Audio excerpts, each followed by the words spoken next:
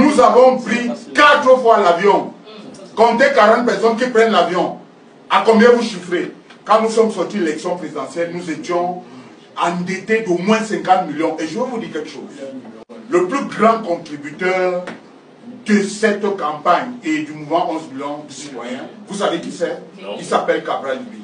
Est-ce que vous savez que, à l'heure où nous parlons, il prend l'argent?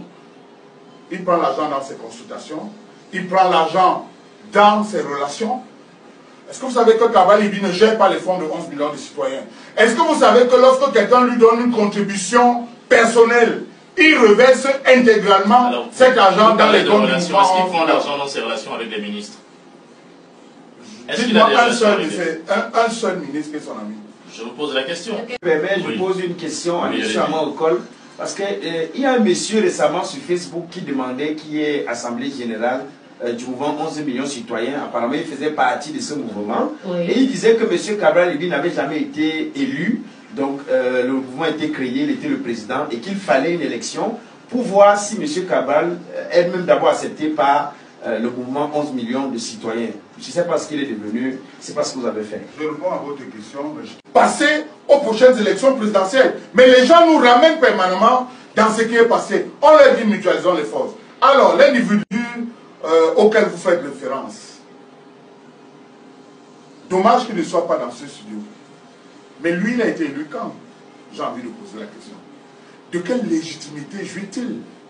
Il se trouve que ce monsieur a contacté un jour Cabral Libby via les réseaux sociaux pour lui dire: moi je suis à Bafoussam, j'aimerais être le représentant de 11 millions de citoyens à Bafoussam.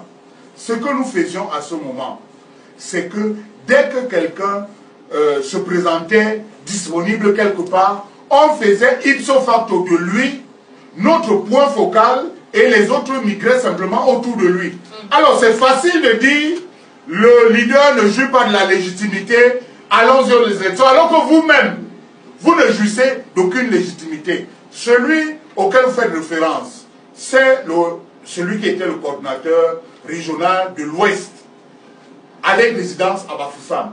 Mais j'ai envie de dire que les différentes coordinations du NUN, du Onkam, du Kunki, du Ndé ont mobilisé 15 fois plus que celui qui est le coordinateur régional. Celui des Bamboutos, pareil. Ils ont mobilisé beaucoup plus. Mais lui ne peut même pas justifier d'un bureau de 10 personnes. Alors qu'ailleurs, vous avez des bureaux qui ont une cinquantaine de personnes et vous voyez des activités au quotidien. La preuve, pendant l'élection présidentielle, il y a eu un meeting à Banganté.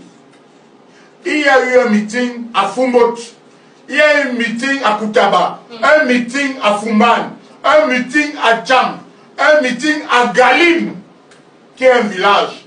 À Bafoussam même, il n'y a eu qu'une caravane. Pour la seule raison qu'il n'a pas réussi à mobiliser. Est-ce que vous pensez qu'une personne comme celle-là est légitime à estimer qu'il y a un problème de légitimité du leader? Le leader n'a eu de cesse de